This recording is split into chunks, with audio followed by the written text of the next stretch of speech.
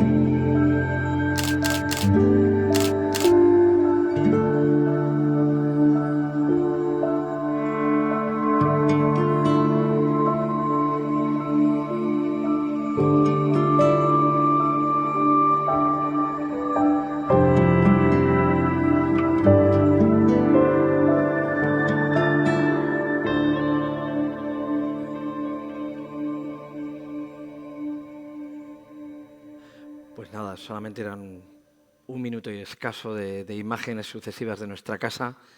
Lo primero, millones de gracias a la organización de este congreso por invitarnos y por darnos la oportunidad de contar un poco nuestra historia, que en el fondo es una historia de sostenibilidad. Porque ¿qué puede haber más sostenible que un negocio que perdura en el tiempo en una misma ubicación durante 123 años, ¿no? Ese en sí mismo es un ejercicio de sostenibilidad que daría para hacer una serie de estas de Antena 3 que ponen por la tarde, del Milagro de Puente Viesgo y todas estas, porque hay anécdotas para dar y tomar, ¿no? Pero dicho eso, no, como nuestra casa ha ido pasando de padres a hijos durante 5 generaciones y quizás ahora que tenemos más tiempo para analizar las cosas y los porqués, nos damos cuenta de cómo cada generación ha ido tomando una posición diferente a la otra en función de las circunstancias y en función del entorno y de la realidad social y política que se vivía en cada momento. Desde luego no es lo mismo la realidad que ha vivido nuestra madre o que hemos vivido nosotros con la realidad que tuvo que vivir nuestra abuela en plena posguerra, o la tía Cristina en plena república junto antes de la guerra, o el tío Pedrito que se atrevió a montar un hotelito en un pueblo de poquísimos habitantes en 1898, ¿no? Aunque aquella era una época todavía en la que nuestro país tenía una situación y los pueblos también estaban más habitados, ¿no? Bueno, cada circunstancia es diferente, pero siempre ha habido un ejercicio de sostenibilidad. La sostenibilidad está intrínseca ya en la memoria. Yo recuerdo que había una señora, la señora Cirila, que venía a recoger los panes y las sobras para dar de comer a los cochinos que se alimentaban con los que luego hacíamos la matanza, hacíamos los chorizos. Hoy todo eso es más complicado, pero sí que trabajamos con productores locales del mismo pueblo. Despensa Pisón, que es una empresa pequeñita de Ezcaray, que es el que nos hace la matanza, el que nos sirve un poco casi toda la casquería. Los productores son heredados y tradicionales. Yo lo que voy a contaros es un poco el menú degustación de este año, lo que hemos hecho durante este año y que en el fondo es ese canto también a la sostenibilidad. Empezamos con un pequeño aperitivo en el jardín, que son estas 2 cositas, unas olivas, que en realidad son unas esferas de pimiento, quesito y anchoa, buscando un poco ese juego, ¿no? de sorprender y empezar con un pequeño aperitivo y un bocado que ya marca un poco la línea de por dónde va nuestro trabajo, porque nuestro trabajo se basa básicamente en 4 cosas. Por un lado, la casquería, que decía Pilar. Es verdad que trabajamos mucho la casquería porque entendemos que nuestro territorio, que es una tierra, La Rioja, a pesar de todo el glamour que pueda desprender el vino, pero es una tierra humilde, donde siempre ha habido un aprovechamiento de las materias primas muy exagerado. Y si tenéis ocasión de ir a Logroño, veréis cómo se disfruta de la casquería y cómo es algo que marca un poco nuestro ADN. Entonces, la casquería la utilizamos mucho. Otra de las cosas fundamentales pues, es el territorio, es la tradición. Nos parece que ahí podemos jugar también bastante. Y hay una cosa que es nuestra, que es la memoria gastronómica heredada, el recetario de nuestra madre, de nuestra abuela, que nos gusta coger y reinterpretar. Vamos a verlo. Esto, como digo, son unas olivas y por otro lado tenemos un tartar de corazones de cordero. ¿Qué mayor desafío dentro de la casquería de si podemos comer carne cruda de casquería? Bueno, hay que distinguir siempre en la casquería que hay 2 tipos. La casquería exterior, que podría ser orejas, morros. Luego tenemos la casquería interior y dentro de la interior hay casquería de aparato digestivo y casquería de aparato circulatorio. Si vamos a un buen matadero y distinguimos eso, encontraremos que la casquería de aparato digestivo es mucho más complicada, hay que lavarla mucho más. Sin embargo, la casquería de aparato circulatorio, es decir, corazón, pulmones, todas estas cosas, ya se pueden trabajar de otra manera. Y en este caso el tartar de corazones es magnífico para poder pasarlo. El siguiente aperitivo sería una mirada a esa tradición, ¿no? En este caso, una reinterpretación de la gilda, una tapa típica, yo creo que que es nuestra, tanto del País Vasco como Rioja, Navarra, son 3 territorios que confluyen en muchas cosas similares, y es un chaguarmusi de gilda y un pimentito relleno sobre una base crujiente de maíz y pollo, un bocadito, sin más. Aquí otro toque de casquería, estamos ya en la segunda parte de aperitivo. En este caso es una lechecilla de cordero, hecha como un carpaccio, rellena de caviar y frita ligerísimamente en tempura. Al morderlo tenemos todo el sabor de la casquería, pero digamos puesta en valor con el caviar en el interior, un poquito de ralladura de naranja, un poquito de enebro y una mantequilla también de naranja, sin más. Y aquí un buñuelito jugando también con una tapa típica. Estamos mirando a la tradición, mirando a esa casquería, en este caso la asadurilla de cordero, que es un guiso tradicional de pulmón, hígado, corazones, con un puntito picante que nos da un pimentito muy especial que se llama alegría riojana, y es un bocado muy suave, y bueno, en un pan chino fritito, y dentro nos sale toda esa esponjosidad, toda esa jugosidad de un bocado de verdad riquísimo. Una parte de hojitas de borraja, ¿no? Esa verdura también nuestra que de alguna manera las hojas casi no se aprovechan y ahí las pasamos por una tempura y las servimos frititas. Las croquetas, he puesto la receta, las croquetas de nuestra casa, dejo un poco esa imagen, que en realidad es una propia evolución. Fijaros, nuestra abuela, Julia, cada semana hacía unas croquetas diferentes. ¿Y por qué? Porque tenía plenamente integrada la filosofía de lo que era una croqueta, que era un plato de aprovechamiento. Era un plato que unas veces eran de pescado, unas veces podían ser de algo de carne, otras veces podían ser... Y cada día las hacía diferentes. Nuestra madre, que ya responde a otra realidad, que ya empiezan a tener un turista que empieza a viajar, que empieza a tener su pequeño utilitario, que pueden empezar a surtirse de una despensa, vamos a decir, más lujosa, le parece... Y ella decía, es que la abuela cada día hacía una croqueta y la croqueta, pues a mí solo me gustaba la de jamón y pollo, el resto no estaban buenas y por eso ella se empeñó con esa croqueta de jamón y de pollo, que si lo analizamos, el pollo era el plato de los domingos, el jamón era algo que no estaba al alcance de todo el mundo y para ella era esta una receta de lujo. Lo que hizo, si os fijáis, 2 litros de leche, 130 de mantequilla, 160 gramos de harina, es un equilibrio súper leve en cuanto a lo que suele ser una receta tradicional, ¿no? Que hablamos de 1 litro, 100 de harina, 100 de mantequilla, y ella está rebajando esas cantidades de harina casi a un límite, que es lo que luego nos salga esa receta tan fluida. Bueno, ¿la habéis visto todos? Seguimos. Y empezamos con un aperitivo en el que aquí va a haber varios platos en el que el producto principal nos es totalmente ajeno. Se ha reflexionado mucho sobre la cocina de kilómetro cero. se reflexiona mucho constantemente sobre que parece que todos tenemos que centrarnos en nuestro entorno más inmediato, lo cual pues limita mucho la creatividad. Yo no quiero renunciar a unas sardinas maravillosas en verano y empecemos con unas sardinas ligeramente marinadas, un poquito, acompañadas, en este caso, de una sopita, de un gazpachuelo, de zanahorias asadas en un papillot para mantener todo ese color con un chorrito de aceite que luego trituramos y acompañamos, aliñándolo como si fuera un gazpacho, pero utilizando como verdura base la propia zanahoria. Y tenemos una salsa untuosa, melosa, todo el caroteno de la zanahoria, todo ese punto tiene como una untuosidad muy parecida a la de una salsa de carne, pero es sabrosísimo. Siguiente plato, una ostra. Fíjate tú que algo tan ajeno a Ezcaray, ¿no? Me gusta, quiero que observéis cómo nos llevamos esto a nuestro territorio. En este caso, lo acompañamos, va la ostra apoyada sobre una gelée de agua de mar, del agua de la propia ostra, y alrededor una sopa de ortigas. De esto sí tenemos en Ezcaray. De alguna manera nos autoimponemos que todo lo que hagamos siempre tenga como un guiño a nuestro territorio. Pero no nos gusta limitarnos. Si se nos apetece poner una buena ostra, en verano lo ponemos. Pero esa sopa de ortigas recolectadas, ortigas escaldadas, que luego trabajamos un gazpacho con un agua de tomate otra vez y obtenemos esa sopa de ortigas, ¿no?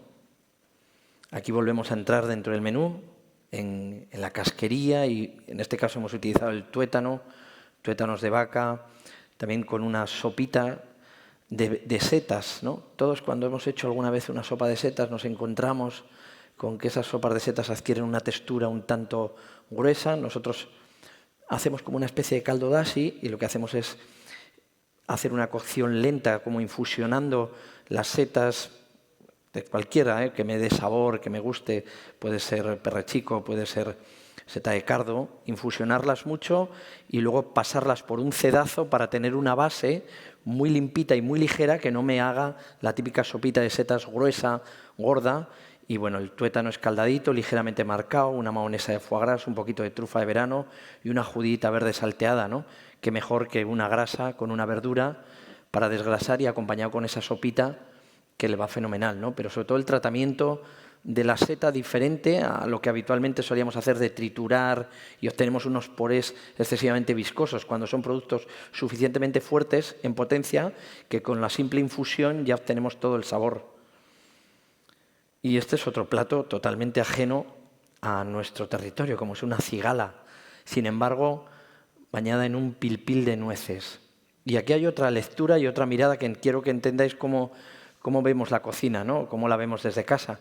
El pilpil, que es una salsa, bueno, es una salsa típica, una de las 3-4 salsas importantes de la cocina vasca. Yo lo miro con envidia, porque digo, coño, el pilpil, que es la emulsión de un aceite de oliva aromatizado con ajos y guindilla a partir de la proteína de la merluza o del bacalao, es una salsa mágica. No existe en ningún otro lugar del mundo, ¿no? ¿Cómo poder hacer que algo tan mágico de repente sea tuyo?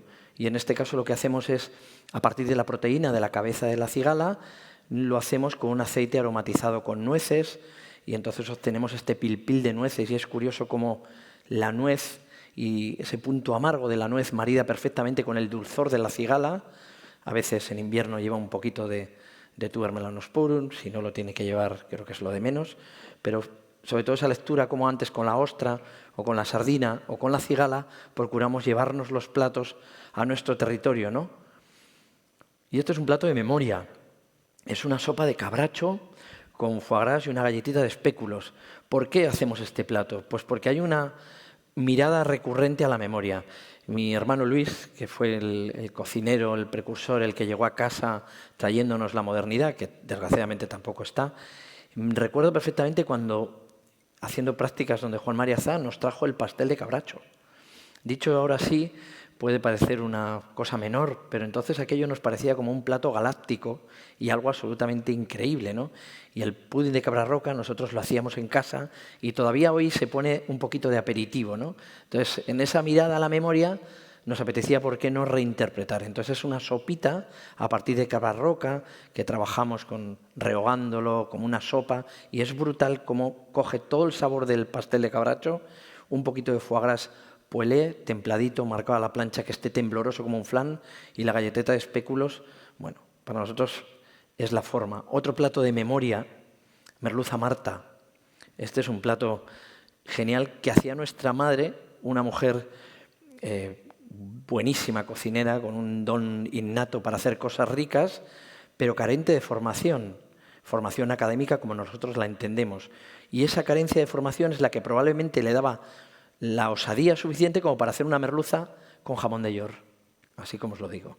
Ella abría la merluza por la mitad, la aplastaba con las manos, como se hacía, ahora ya está como mal visto, pero era muy común abrir un poquito el lomo de merluza y aplastarla un poquito con las manos, poner una lonchita de jamón de york, ponerle unas nueces de mantequilla cogidas como así toscamente para que quedaran gorditas, volvía a cerrarla, sazonaba, harina, aceite fuerte y cambiar a otro aceite suave.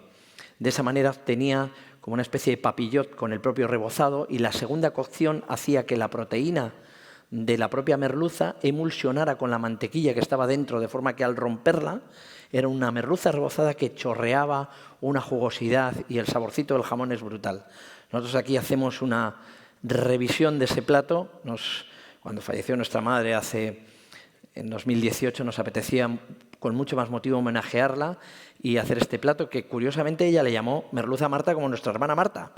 Era una cosa que siempre le tomábamos el pelo a nuestra hermana porque fue la única que le dedicó un plato. No sé, mi madre debió pensar que en aquellos tiempos, si habían llamado a un Turnedor Rossini y a otra Peras Bella Elena, pues ¿por qué no iba a poner ella un nombre propio a un plato, ¿no?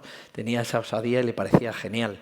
Y bueno, pues esta es nuestra merluza Marta, que es una yele de jamón, una emulsión de mantequilla, el rebozadito, el jamoncito. Es un plato buenísimo, riquísimo, pero sobre todo creo que lo más importante es cómo trabajamos aquí desde la memoria, ¿no? desde el homenaje, por eso esas líneas de trabajo. Bueno, otro plato de memoria, de casquería, en este caso una faldita de cordero. Para mí es como la ventresca del cordero, la parte más tierna, hecha a bajita temperatura, marcadito en plancha, el jugo bien reducidito, y ese nido, ese enjambre que veis ahí, es la tripa del cordero, con lo que se hacen los embuchados. Bien limpia, bien limpia, bien limpia, envuelta en un rulo y metidita en el horno. Tenemos un elemento crujiente que nos refuerza el sabor del cordero, un guiño a la casquería, un guiño a la tradición, utilizando, en este caso, mezclando dos productos. Y por último, un juego divertido, un golpe en un plato de tomillo, romero, para reforzar sabores de monte, sabores montaraces. Y sobre ello colocamos un hojaldre hecho en casa. Hacer hojaldre es esas elaboraciones también que había que emprenderlas en la escuela, maravillosas. Rellena, en este caso, de un cibé de caza, de un cibé de conejo, guisado, desmigado, relleno en el interior y horneado. Recuerdan a esas napolitanas de chocolate. En este caso, napado y salseado con la propia salsa del cibé, ligada y emulsionada con chocolate. Y obtenemos, bueno, tiene un juego muy bonito, un juego de palabras muy bonito en francés, porque conejo en francés es lapin. Lapin au chocolat es un poco, bueno, un pan con chocolate que lo servimos sin cubiertos para comer con las manos, y es el preludio de los postres que vienen después, casi un plato de carne que no es una carne, ¿no? Y empezamos con este helado, que es un helado de manteca de cerdo. Es el primer postre que nos empeñamos en incorporar la casquería en el recetario tradicional, en el recetario del menú. Y realmente que es que la casquería ya estaba, porque todos hemos oído hablar un helado de mantecado, o todos hemos comido unos mantecados. ¿Y qué es eso? Pues es la manteca utilizada como mantequilla. Antiguamente se utilizaba la manteca en la repostería tradicional y era muy habitual. Nosotros ese helado de manteca lo envolvemos en torreznos fritos, le aporta un elemento crujiente brutal, está riquísimo. Un helado de limón muy suavecito, una cremita de miel, como un hidromiel, y bueno, postres en los cuales jugamos. Y acabamos con este otro guiño, que es un chocolate elaborado íntegramente en casa, con Paul, nuestro pastelero. Lo que hacemos es, bueno, llegan las habas, en este caso Venezuela, se trabaja y es una mousse encapsulada en un cubito, un helado de chocolate, y ese elemento más orgánico es un tendón de vaca, cocido, escaldadito, frito y envuelto en cacao, que simplemente le aporta un aporte crujiente. Y bueno, este es el menú de este año, en el cual sobre todo yo quería trasladar nuestro pensamiento basado en la memoria, basado en la casquería, basado en la tradición y en todo nuestro entorno, que en definitiva creo que es lo que hace un poco también sostenible nuestro trabajo. Y nada más, no os doy más la tabarra.